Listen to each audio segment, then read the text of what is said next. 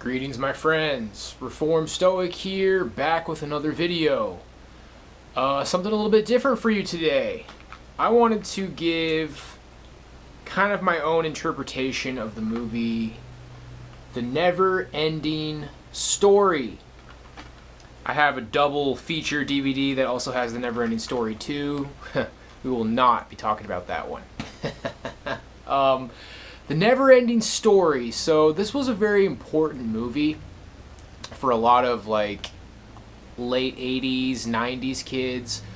A lot of people who grew up to be very like creative or spiritual just can't shut up about how impactful this movie was on their childhood.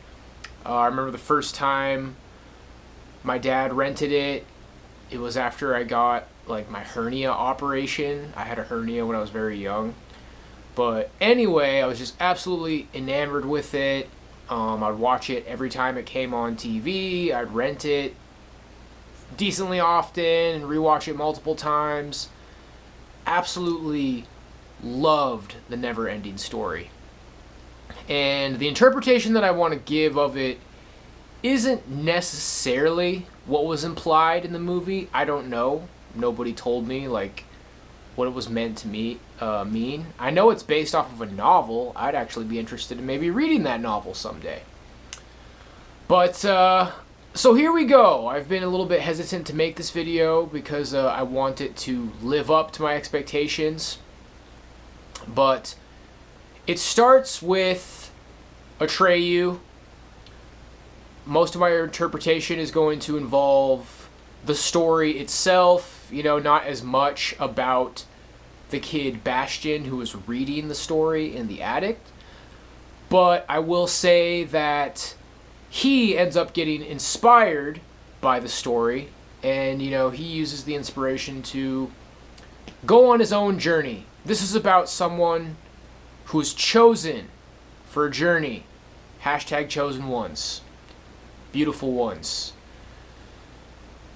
So Atreyu goes on a quest, and I believe that this could represent someone akin to a chosen one, leading a difficult life where there will be risks, there will be darkness, there will be loneliness and isolation, but someone who journeys successfully through this quest will have everything to gain.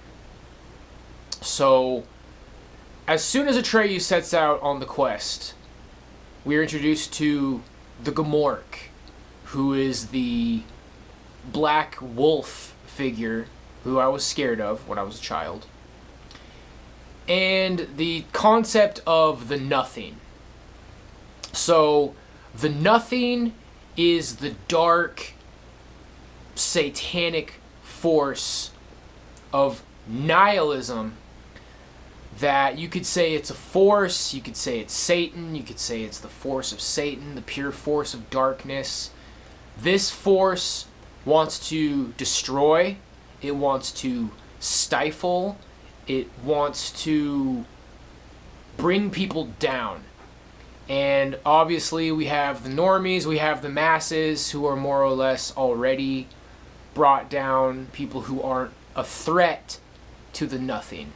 But people like Atreyu, people on a quest, people who have great purpose in life, people who set out ultimately to stop the nothing. So he's a direct threat to it in that way. So it's like by being about something, by going on a quest, by having great purpose to your life, you are inherently a threat to the nothing. But the nothing is this raw, destructive force, whereas the Gmork is a servant of the nothing. These represent the foot soldiers. So I guess this would be like your Intrepid Corps and your Freemasons and whoever, you know, people who are working in favor of the force. Does the force itself attack you? Maybe, arguably, but ultimately it is the servant and the servants of the force represented by the Gmork, who are going to act as that manifestation of this dark force that sets to stifle you. So I think the first significant moment on Atreyu's journey that I can describe is the swamps of sadness. And I would say that this is probably where a lot of us are. It starts with him losing his horse Atreyu in the swamps of sadness. This represents loss. This is something that we likely, most of us here, have already all experienced. You've experienced, failure, failure to meet expectations, disappointment, pretty standard stuff. So you experienced loss in the swamps of sadness. And then the next significant part is he comes across the turtle. There's this giant turtle who I see as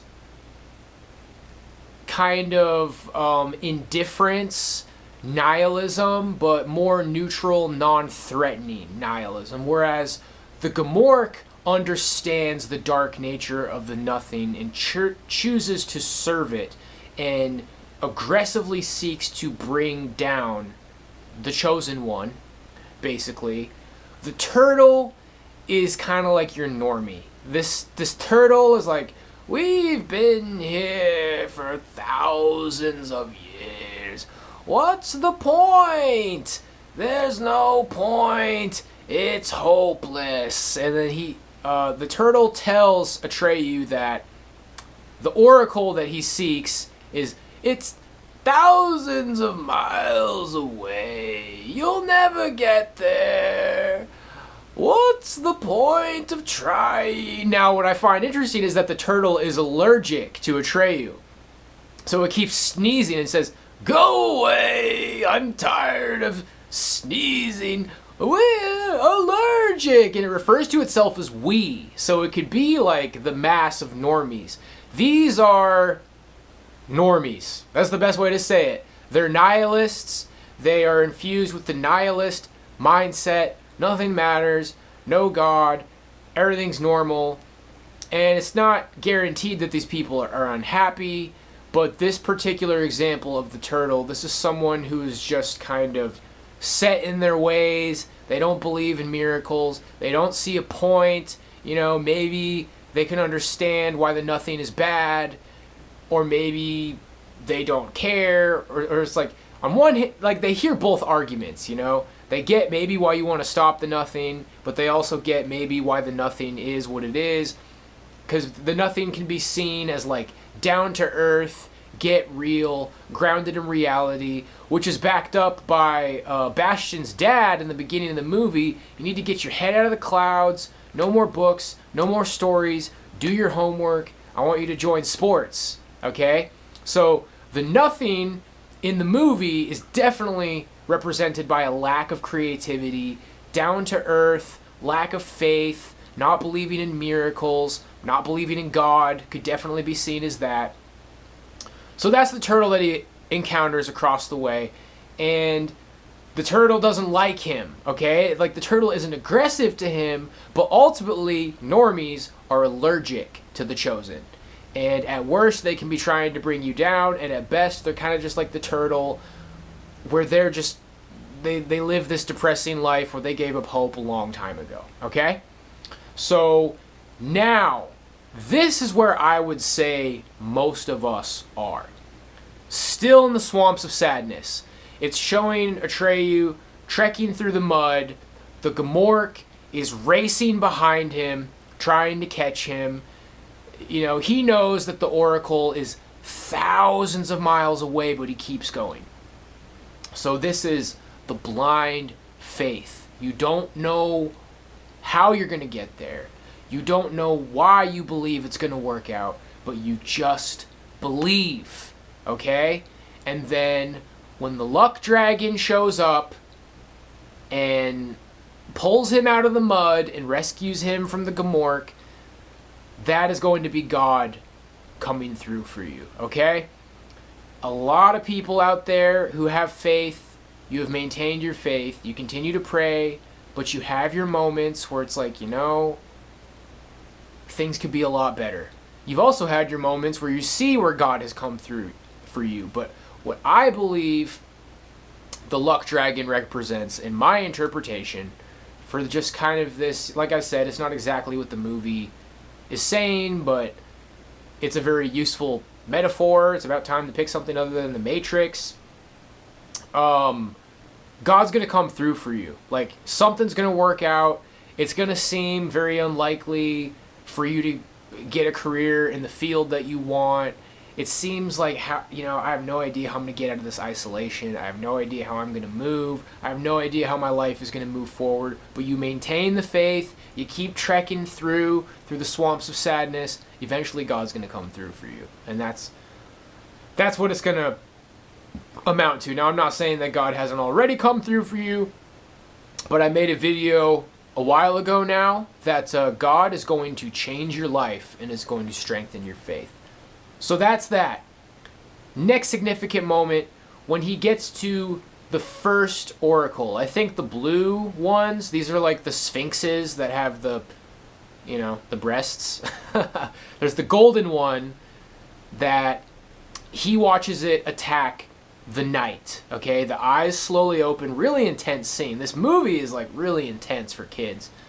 I'm probably going to watch it tonight. I haven't watched it in a while, but I know this movie like the back of my hand. It seems like maybe I should have watched it again first, but I know this movie like the back of my hand. So, when Atreyu is going past the golden sphinxes, and the guy he meets is yelling, "Be confident! Be confident!"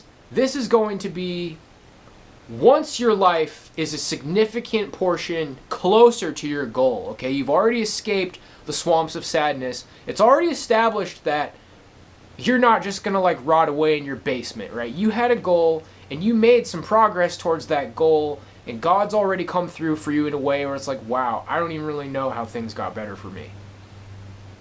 Now is like your first significant moment in your opportunity. This is the job interview, where if it goes well, you're going to get the job, okay? This is like, I don't know, going on a date with the girl of your dreams and not blowing it, okay? This is like your opportunity, and it's like you have to overcome fear. You have to believe in yourself, right? Because there's always the fears of stage fright. It's interesting. I watched this guy do speed runs, and it's so familiar to me. Like, once he gets to the last few stages and he's on world record pace or he's on PB pace, you just kind of blow it. And I know that. Like, when I'm playing a really epic drum cover and I'm in the last 2 minutes, it's like, oh man, I have killed the song up until this point. And then I just kind of make a stupid mistake. It's like, you have to be in that place so many times. Because it's like, what makes the difference between the guy who has the talent and then chokes and then blows it, right? Like Eminem at the beginning of 8 Mile, throws up, chokes, and then at the end of the movie, he gets over the stage fright, okay? It's like, you have the skills, you did the work, you've come this far, now's your opportunity. And you have to overcome the stage fright, and you have to overcome the choking. And I've been there, man. I've choked before. There was one time I had a proficiency at Berkeley where I chose this really hard snare drum solo, and I blew it like 4 or 5 times in a row, and the guys judging me are like, hey man, it's fine. We can tell that you know it. Just do it. Don't worry so much. Really get it this time. And I blew it like 1 more time, but eventually I got it and played it all the way through. And they're like, see man, you can do it. You can play it. You're just getting nervous. You're in your head. You're making silly mistakes. But this is the point in your development where it's like you're going to start figuring out how not to make those mistakes. So for me, for this little metaphor here, that represents like just, showing up. UFC, sometimes people are like, man, I didn't show up. I knew I could do better. That wasn't me that night. But every now and then, man, it's like you trained and you showed up and you just knocked it out of the park, man. And that's just life. Some people make it, some people don't, but I don't want to say that it comes down to chance. Like, there is a skill of being so prepared that when you get to that moment, you don't get nervous, you don't lose out to stage fright or choking. So that's be confident, making past the golden sphinx things.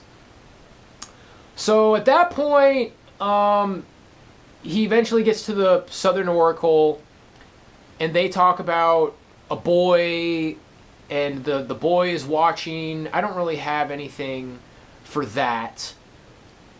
But I would say the next significant thing is when he faces the Gmork. He faces the Gmork. These people in your life, your enemies as the chosen ones, the people who set out to sabotage you, the people rooting against you, you will have some sort of a confrontation with them. Arguably, in my life, I already have, but not who's to say there won't be more. But there will be some sort of a confrontation with these people who serve the nothing. And no reason to spend too much time there. He wins. Okay, Atreyu is the chosen one, and he wins. But what happens after that? It's too late. The nothing has already destroyed Fantasia. So then he's on the Luck Dragon, flying around in the void, looking for the kingdom, and it's too late. So it's like you'll win your confrontation with the servants of the nothing, but even after you defeat them, everything has already been destroyed. So the way I see that is just like you've taken this journey of self-discovery and self-improvement, and you've gotten to the very end, it seems. But this is the part where it's like, you know, I'm in my mid-20s. Me, personally, I'm 32 years old, turning 33 soon. And it might seem like all is lost, and you are in a void. And then what happens in the movie is the kid reading the book has to come up with a name for the Empress. He chooses Moonchild, which, interestingly enough, is an Aleister Crowley book. But that's pretty much it. You know, my interpretation is that this is where you, as a man, have to create your destiny. You have finished your journey in becoming a man. And you are now a man. And the rite of passage is defeating the Gmork, you know, overcoming your naysayers. It could be as simple as just not caring what these people have to say about you and really owning it and really just being like, wow, like I can see that these people are small and I can see that this doesn't matter. But you get to the end of this journey just to find out that Fantasia has already been destroyed. So Bastian naming the Empress means you have to create what's next. And I think a lot of the problem with these guys who are down bad is like, you know, when you're growing up as a kid, things happen to you. And the whole thing about like, you know, Chad versus being a beta is like a lot of good things happen to Chad, okay? A lot of things are kind of just based off of your looks and your status, and opportunities rain down on you, and people kiss your butts, and girls pop into your life, okay? But you have successfully crossed this path. You have successfully finished this journey of self-improvement, and you have now become a man, only to realize that whatever's next, you have to create it. You need to get over this idea that good things are just going to happen to you. You need to get over this idea that it's like, oh, I'm not successful because wonderful things aren't just falling out of the sky. You have to create it. You have to lead. You have to, because ultimately, you know, and I know a lot of women don't want to hear this, but women are more or less waiting to get swept off of their feet by Prince Charming. You have become a man. You have become a Prince Charming. You need to do the sweeping. You need to do the creating. You need to manifest the future of Fantasia, the creativity, the chosenness, the prima vital, whatever. That just sounds like something that makes sense. You are the creative force. You are the energy. Whatever good comes next for you after you have completed this hero's quest is going to come from you, because you ultimately were mistaken thinking that because wonderful things didn't just fall into your life, that means you're a failure, or that means you're undeserving or ungood enough. It was always going to come from you, and you have now become the man who is capable of achieving it. So that's my take on Neverending Story. The nothing, the Gamork that serves the nothing, the satanic force that manifests as nihilism is the nothing.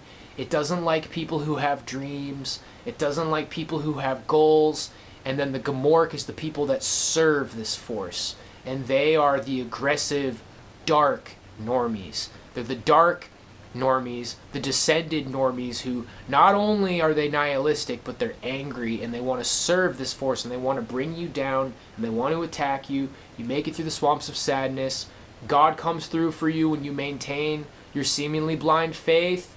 You live up to the moment. You don't give in to your fear. You perform when it comes time to cross that interview or that first date or that moment where it's like, hey, you know what? It's starting, like, this is the moment when I can ascend from chuddom. And then eventually you're confronted with the naysayers. You're confronted with the people who are against you. You defeat them, only to realize that Fantasia's already been destroyed, but you recreate it by giving the Empress a new name, because you have ascended to be the creative force. And that's pretty much exactly how I expected this video to come out, guys. So I hope you enjoyed that. I hope this video finds you well. If you haven't seen the Neverending Story, I'm sorry that I spoiled it for you, but it's kind of your fault. It's been out for a very long time. I'm going to watch it again tonight. God bless you, and I'll see you next time. Peace.